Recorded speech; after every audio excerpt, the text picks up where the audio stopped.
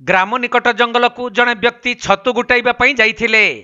तेबे एही समय रे एक भालू आक्रमण करने को आसिबारु व्यक्ति जनक गछ उपर को चढ़ी जाइथिले, किंतु असावधानता बशत गछरु तळकु खसी पड़िबारु घटनास्थल रे ही तांकर मृत्यु होईछि। एपरि एक अभावनीय घटना घटिछि संबलपुर जिला रेढ़ाखोल ब्लॉक चारमाल थाना अंतर्गत ब्रह्मपुरा गाँव रे। मिलिथिबा सूचना अनुसार ग्रामर मित्र शबर और तांको पत्नी बिलकु घास बाछिबा पई जाइथिले।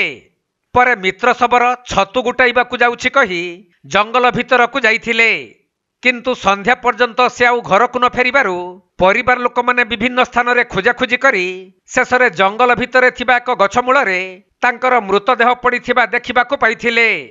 सेपटे सही गछ डाल रे तांकर गामुछा अटकी रहिथिबा बेले गोटिए गछर डाल मध्य तांको मृतदेह निकट रे पड़ी रहिथिला।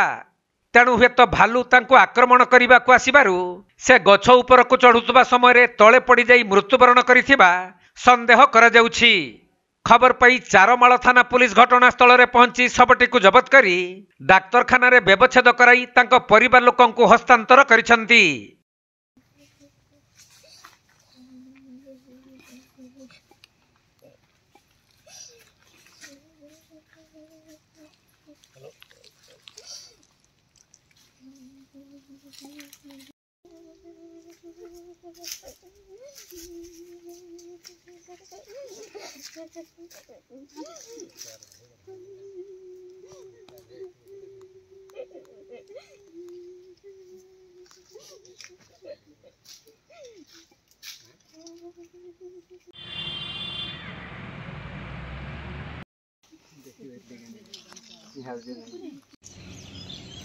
संबलपुर जिल्लारू विनोद कुमार सेठी रिपोर्ट, कोणार्क लाइव।